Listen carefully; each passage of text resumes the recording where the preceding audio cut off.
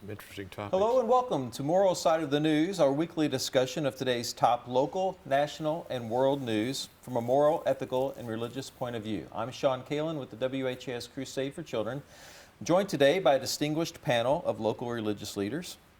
Father Joe Graffis, the Archdiocese of Louisville, Reverend Daniel Corrie Shull, Burnett Avenue Baptist Church, Reverend Sally McClain, Christian Church, Disciples of Christ, Rabbi Stan Miles, Louisville Melton School, and Reverend Harriett Akins Banman, New Albany Centenary United Methodist Church. We begin this week with the multiple street takeovers in Louisville over the holiday weekend. Drivers doing burnouts, blocking intersections, and at one point seen jumping on the hood of a police cruiser. A holiday weekend in Louisville met with burnouts at the intersection of New Cut Road and Kenwood Drive in the South End. It was a crazy scene Saturday night. This video from a driver who got backed up in the madness, showing smoke fill the air. Dozens watching, many filming on their phones. Police intervene only to have people jump onto the hood of one of their cruisers, forcing the officer to reverse. I was more nervous about what it could have turned into. You don't know in today's world what someone could do. Look out for street racing, 3 gunshots in the area. LMPD confirms street takeovers spilling out in at least 2 other locations, including at 23rd and Market in the West End and right by the river downtown. Police believe an overnight shooting happened right here at this intersection at 2nd and River Road. You can actually see evidence of burnouts, which authorities are connecting to other areas of the county. That includes here in the South End by Iroquois Park. This entire intersection behind me was blocked off.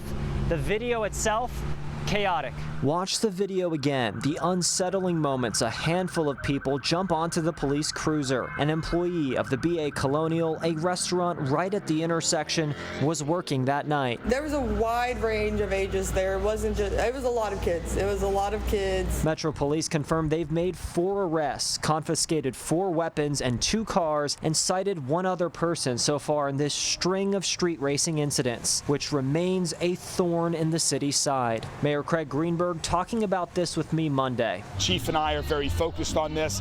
We had a large detail out last night. We will continue to make sure we hold people accountable. What people have seen in the videos that are posted on social media and otherwise is just totally unacceptable behavior. In a statement from over the weekend, LMPD's interim chief Paul Humphrey saying, quote, "If you are a person who is considering participating in these events, please know you are responsible for the harm it causes, and we will make every effort to ensure you are held accountable."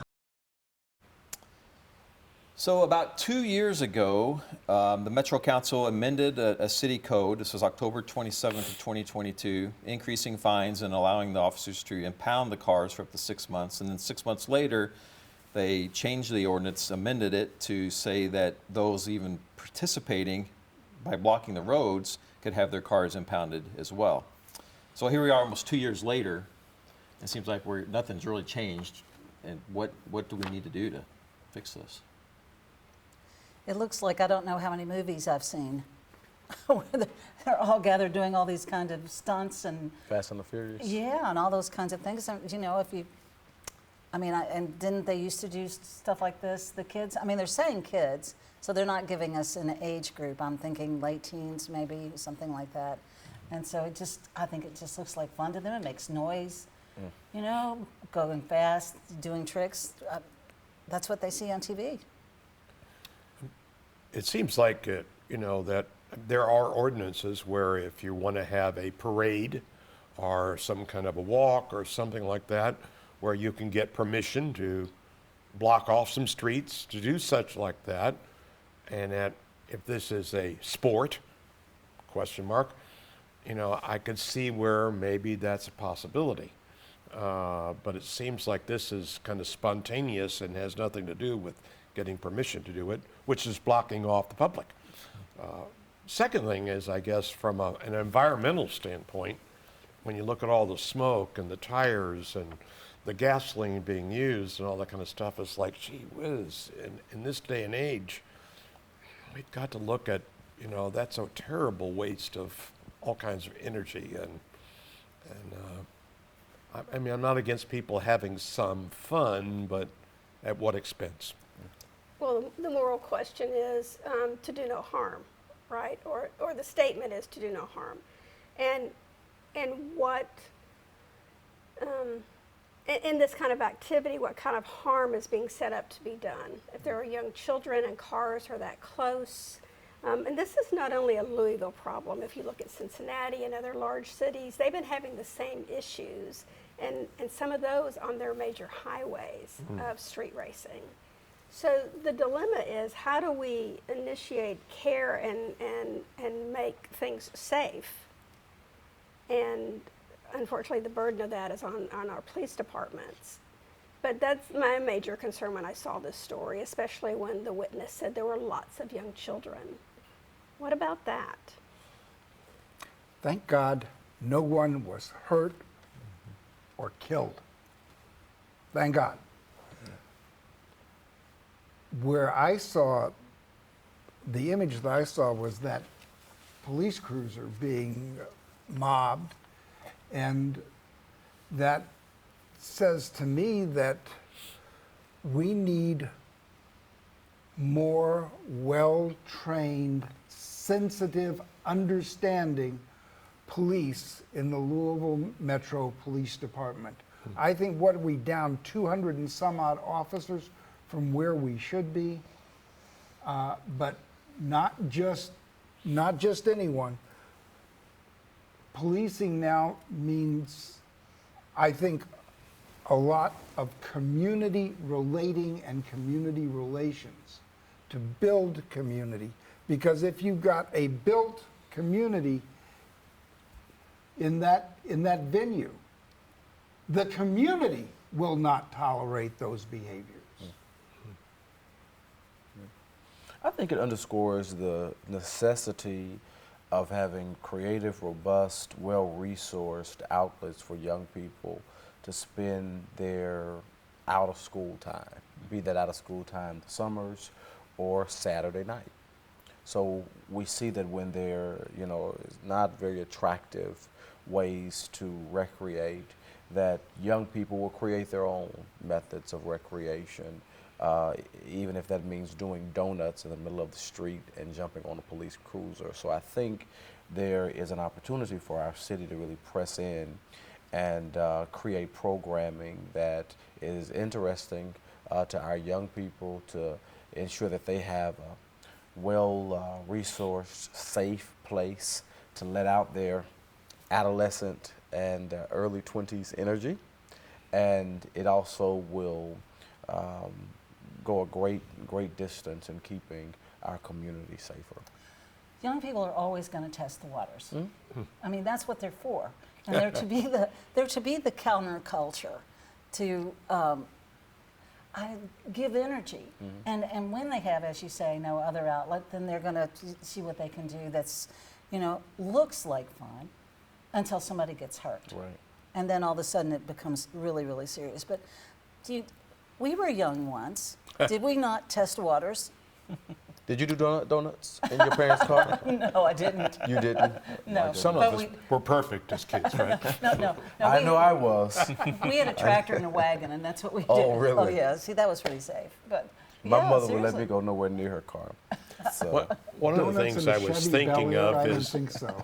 and I agree, Corrie, that, maybe providing places, and I was thinking sometimes Fairgrounds is not completely full, but there's some big parking lots there. Maybe there a section of the parking lot on a certain date where, okay, we can have such kind of races, and maybe it's a little structured or something like that, but it's not blocking the public traffic. Right. Maybe we can look at some out-of-the-box thinking in terms to provide what might be entertainment for some, but to do it on a city street, especially in that part of town, those streets are always crowded anyway.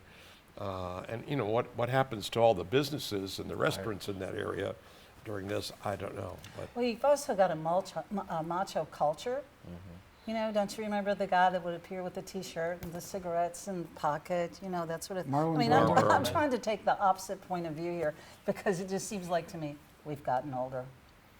I don't know what you're talking about. Also, you know, I mentioned before what didn't happen. I think I've got to expand on that point. There's something else that was somewhat gratifying, and that's that the police didn't turn this into a full-scale, horrible event riot. They just sort of took it, which they shouldn't have to tolerate. But once again, no one was hurt. I don't think no one was killed, and those police, honestly, I think should be somewhat commended. I think that's an excellent point, because there are too many instances where the police department has actually intensified a situation where they should have been able to de-escalate that situation. That's actually what they did this past weekend, and I hope that we see more instances of the police department de-escalating situations, finding a way to neutralize them, finding a way to disperse the crowds, finding a way to get kids and adults home safely without inviting another FBI investigation or bringing any greater disrepute on the city of Louisville. And so I agree with you, Rabbi Miles, that Chief Humphreys should be applauded for the way he led his department to deal with not just the incident on Kenwood, but the other two incidents as well, which could have just made Sunday morning a terrible, terrible day. Chief, if you're listening, we invite you on the show. Have a guest. Maybe that'll be in the works. We'll see what happens. Great conversation, and appreciate it. Thanks for watching and listening to the Moral Side of the News this week. We turn now to the Middle East and the murder of 6 Israeli hostages in the Gaza Strip. Overnight, anger towards Benjamin Netanyahu filling the streets of Israel. Large protest outside the Prime Minister's residence in Jerusalem for a second night after 6 hostages were murdered by Hamas in the Gaza Strip. Tens of thousands calling on Prime Minister Netanyahu to secure a ceasefire deal that would see the release of all hostages being held by Hamas. In the crowd, 6 symbolic coffins carried representing the 6 who were killed. Demonstrators have just breached a barrier that the security service tried to set up, which is just a few hundred feet from Prime Minister Netanyahu's home. And steadfast on their insistence for a ceasefire deal, Hamas now warning against further military rescue missions from Israel, saying hostages will return, quote, inside coffins. One of the hostages murdered, now laid to rest, Israeli-American Hirsch Goldberg Poland. Thousands lining the streets as a procession made its way to Hirsch's funeral. Hirsch's parents, John and Rachel, became advocates for a hostage deal at home and abroad, now saying he is, quote, finally free. I will love you and I will miss you every single day for the rest of my life. But you're right here. I know you're right here. I just have to teach myself how to feel you in a different way. And Hirsch, there's one last thing I need you to do for us. Now I need you to help us stay strong. And I need you to help us survive. Netanyahu asking the families of the hostages killed for forgiveness Monday, but adamant that Israel will not be making any additional concessions in the negotiations. We're asked to make concessions? What message does this send Hamas? It says, kill more hostages. So according to Israeli officials, we're coming up on October 7th, 1-year anniversary. About 250 people were abducted on October 7th, and included 37 people who were murdered in the initial attack and whose bodies were taken back to Gaza. Since October 7th, 117 people have been released. More than 100 have been freed during a 1-week ceasefire at the end of November in exchange for 240 Palestinians held. And so right now they say that there's about 60 living hostages and the bodies of 35 others still captive in the Gaza Strip. So, your thoughts on where we go from here? This is a dilemma. And the reason it's a dilemma is, first of all, for the hostages, for the innocent people, the innocent Palestinians in Gaza and on the West Bank. My heart goes out. But the idea of a ceasefire, I would love for a ceasefire to happen. But I have to ask the question, a ceasefire with whom? With the Palestinian innocents? I think that would be doable. But there cannot be a ceasefire with Hamas. That is an absolute impossibility unless and until Hamas takes out of their charter the fact that, not that they want to kill Israelis,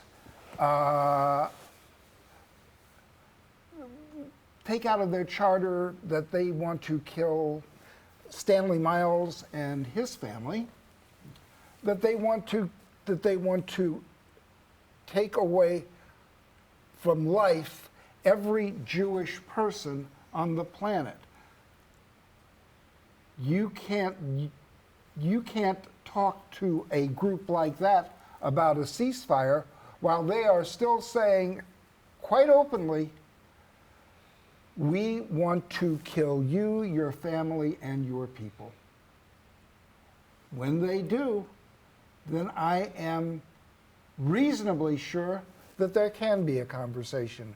Before they do, I don't see a point. But to that point, Rabbi Miles, I guess I'm struck by your underscoring of Hamas's charter, which I do agree is egregiously problematic. But there are Jewish people on both sides of this equation. There are Jewish people not only in Israel proper, but also in the Gaza Strip.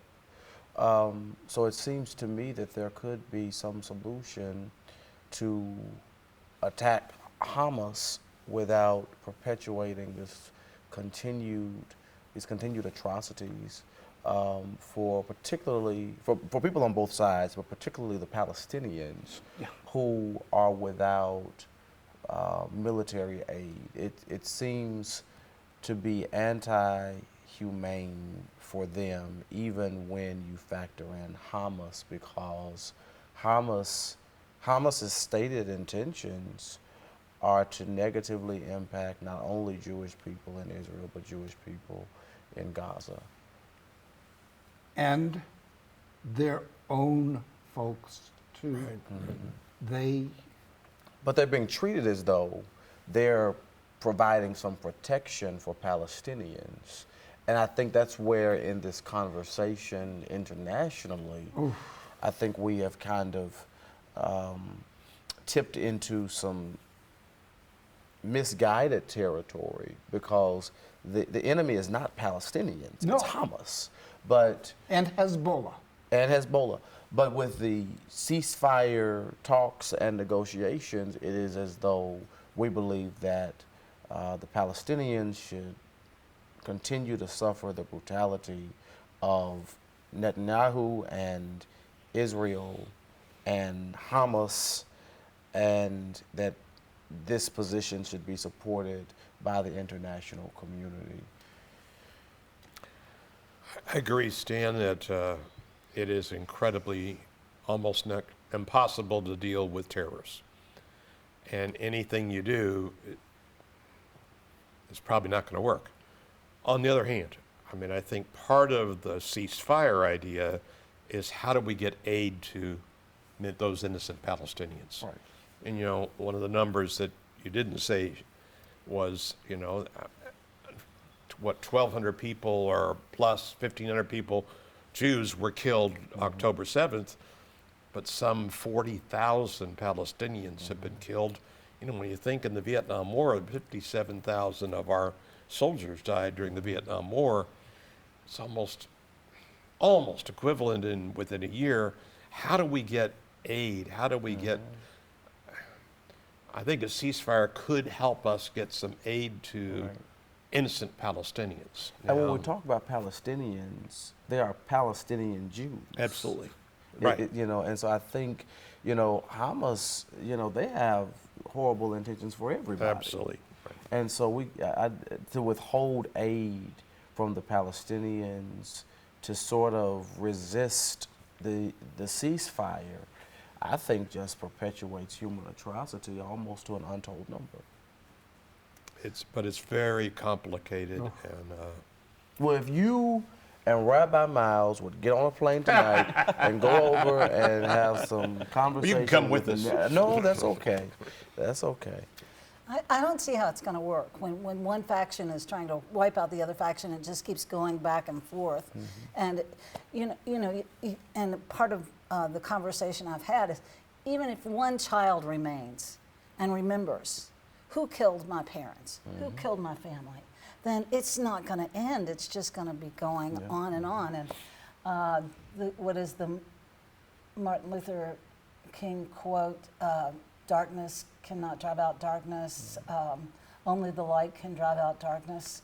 Hate cannot drive out or cast out hate. Only love can cast out hate.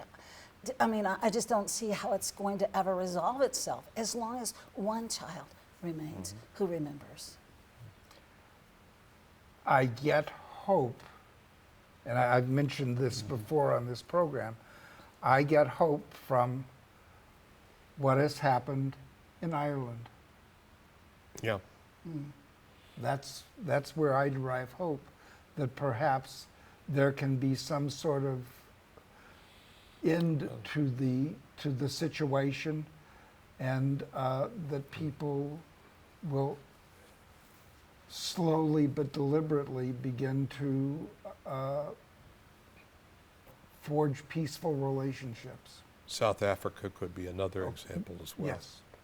I think that goes back to Sally's comment. If one child is left, what if what that memory is becomes the impetus for a new vocabulary and a new understanding of those whom I thought were my enemy. But now can I bridge the gap and find the commonality for life and for pursuit of happiness and for that which is needed by all of us. Almost like what happened after the Holocaust. Right. Yes. That was From out of that chaos comes this creation of something so spectacular and healing, but the memory stayed at the root, right? We seem to be pandering to our basest impulses right now in the current state of affairs and the way the conversation is being framed related to a two-state option or a ceasefire. We're unfortunately, the people who hold the most power internationally don't seem to be prioritizing humanitarian goals, or neither do they seem to be future focused, where that new vocabulary, that new vision for the beloved community, as Dr. King would describe it, sort of can be created. And I think you're exactly right. You know, if that one child, God help, would see this as something that should never happen again and would lead the world as a drum major for peace and justice throughout the land, it would be wonderful. But if that one child has a seed of revenge, we'll be seeing this for decades and decades to come. I think, Stan, of the book of Genesis and the classic argument between Abraham and God about if there's 50 innocent people, what about 40? What about 20? What about 10? What about 5? And I love that story. You know, God said, yes, I will. And what does that tell us in terms of even, yes, there is evil there, but there's a lot of innocent lives as well. How do we balance all of that? And the potential for good. And I'm not trying to be Pollyannish about it, but we do. We get into we don't like living in the gray of it, so we try to make the two-state and the plan and the next step moving those involved as though they were pawn pieces, right? Yeah. And forgetting the humanity and the story that each Right. one represents. So to somehow birth that into the planning and into the forward thinking would be phenomenal. But I think it has to be, and this is, and I probably will get in trouble by saying this, but I think in order for that to happen, Israel can no longer be seen as more holy or more special than Gaza, their people or their land. All of it is God's land. All of those people are God's people created in the Imago Dei. And unfortunately, I think the way that the conversation is framed, there is a hierarchy of value, hierarchy of the value of people, a hierarchy of the value of place. And I think that always bedevils our stewardship of humanity and life itself, and precludes our ability to be able to develop a future where everyone can inhabit space and place and time in safety and be respected. And be respected and honored as the children of God. And so I don't know, it's very interesting to hear our Jewish brothers and sisters speak, and I try not to traffic into that territory often, but I'm concerned about sometimes the tone of the rhetoric and how that can preclude our ability to get to some solution regarding this. I thought we would have been, found a solution by now. We're almost at a year. And so I think our language internationally has to change related to this issue. Israel exists because if it didn't, we would be playing the same old pogrom and Holocaust thing over and over again. Israel exists because if there is an outbreak against Jews anywhere on the earth, that community knows that it can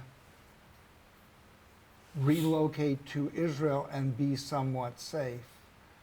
There's no other country that can guarantee the safety. During World War II, every country on earth, including the United States of America, abysmally failed that test. But because there is an Israel, there is a place. That doesn't mean that other groups shouldn't have their place. That doesn't mean that at all. Right. But there needs to be that state. There are many, many Arab nations across the face of the earth. There is only one small Jewish state, roughly the size of the state of New Jersey. That's Well it. said, Sam. I'm sorry I have to cut sorry. you out there. You're in it. No, it wrapped up perfectly. Thank you. Have a great week. Sorry we had to cut you off, Stan.